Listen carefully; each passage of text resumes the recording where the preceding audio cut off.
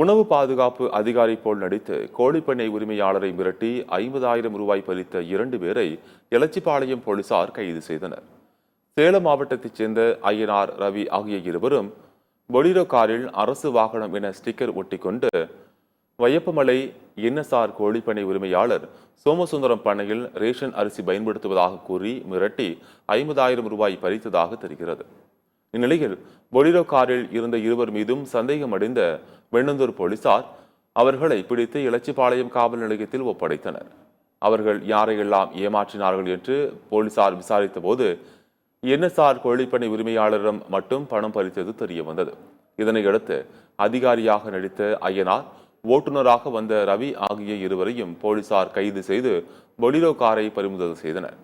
பின்னர் இருவர் மீதும் வழக்கு பதிவு செய்து நீதிமன்றத்தில் ஆஜர்படுத்தினர்.